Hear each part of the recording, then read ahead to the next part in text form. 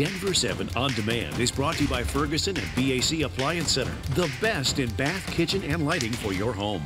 I'm Nicole Brady. And I'm Eric Lufer. Here's the latest from Denver 7. If you're traveling for the holidays, you may want to push back your departure just a little bit. That's because AAA says today will be the worst day to travel to your destination.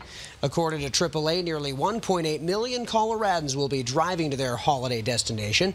Another million will be flying, give or take. That's the highest number in the last 15 years. As for alternative forms of transportation like trains, buses, and cruise ships, about 69,000 Coloradans will be using those this holiday season. The good news for those of us driving to our holiday destinations, gas prices have been falling for a few weeks. The average price for a gallon of regular unleaded is around $2.36. That's a couple cents cheaper than the national average. A new overnight report, the Denver Teachers Union says for the first time ever they will meet with school board members to discuss bargaining agreements for teacher pay. During a meeting with parents last night, the Denver Classroom Teachers Association says board members Jennifer Bacon and Dr. Carrie Olson committed to participating in future bargaining sessions. They say at the end of the meeting, 2 more board members called and committed to attend as well. The next bargaining agreement meeting between the union and the district is January 8th. This has been an issue for the past year. Teachers say they want a higher base pay and less incentive pay. They say one-time incentives are unreliable and unpredictable. The teachers union and district have until January 18th to come up with a solution before their current contract expires. Today marks 4 weeks since the last time Colorado mother Kelsey Barrett was seen. Just yesterday, the FBI searched Kelsey's Woodland Park townhome. Right now, the Colorado Bureau of Investigation says this was just a routine follow-up search of the home. Investigators still have not released much of anything when it comes to evidence they've found. A $25,000 reward remains for anyone with information. And Greeley police say they are renewing efforts to find a girl missing. Today marks 34 years since 12-year-old Janelle Matthews was last seen entering her home. And these are pictures of Janelle singing in her Franklin Middle School choir. She had been performing in the choir before her disappearance. Greeley police believe someone in town has to know what happened to Janelle, so they are increasing efforts to find her. Part of those increased efforts are recontacting additional witnesses who may have interacted with Janelle in the weeks, days, and hours before her disappearance. They will also use new forensic techniques available today to try to get some new evidence. Greeley police say it has been a long 34 years since Janelle went missing. They say she may not have been found yet, but she certainly has not been forgotten. I'm Megan Lopez in Jefferson County, where in just a few years' time, this area where I'm standing is going to look completely different. That's because this is where officials are planning to build Colorado's newest toll road. Today, the Jefferson Parkway Highway Public Authority will select 3 finalists to present proposals on how to build that road. It will run from Highway 93 to Highway 128, or Broomfield to Golden. The project will cost $250 million, and it will cover a 10-mile stretch of land. Officials working on this road have been trying to get this concept off the ground for years, but they hit several setbacks with lawsuits from environmental groups and then complications with how close the road would run to a nearby airport and FAA-controlled land. Officials are hoping to finally break ground in 2020. Right now, plans are in the works to bring close to 100 new affordable condos to Denver's Santa Fe Arts District. According to the Denverite, Denver's Urban Land Conservancy bought an 18,000-foot site where an old warehouse and garage are. This is right at the intersection of 6th and Santa Fe. The site would hold 86 condos and would be zoned for 5 stories. This would be for people earning moderate incomes. They would sell for less than $200,000. The condos are expected to be ready for sale by 2020. Today, the State Joint Budget Committee holds a hearing on Governor Hickenlooper's proposed budget for next year. And the ACLU wants lawmakers to rethink where close to $40 million is going. That money is slated for prison expansion. $27 million of that would go to reopening the Colorado State Penitentiary in Canyon City. Some say reopening the penitentiary will help with our state's prison overcrowding. The ACLU says lawmakers should explore other options.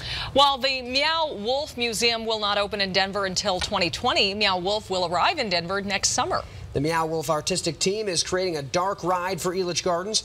A dark ride is an indoor amusement ride that travels through animation, sound, music, and special effects. To our knowledge, no art collective has ever really put together a dark ride. So we hope to really show what some freewheeling and visionary artists can do with the opportunity to present a dark ride.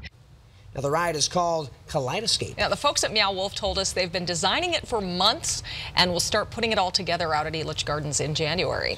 Colorado has dropped in the rankings when it comes to healthiest state. A new United report released this morning ranks Colorado at number 8. We fell one spot from last year when we were at number 7. The top 3 healthiest states were Hawaii, Massachusetts, and Connecticut. The yearly report looks at 35 health factors, including clinical care, health policies in a state, and suicide rate. If you've got family coming to visit over the holidays, you might want to think about them taking them to Rocky Mountain National Park. People don't realize, but in the winter, there's still a lot to do. The lodges in places like Estes Park and Granby offer really great rates and great availability this time of year. Now, travel experts recommend the Ranger snowshoe tours in the park during the winter.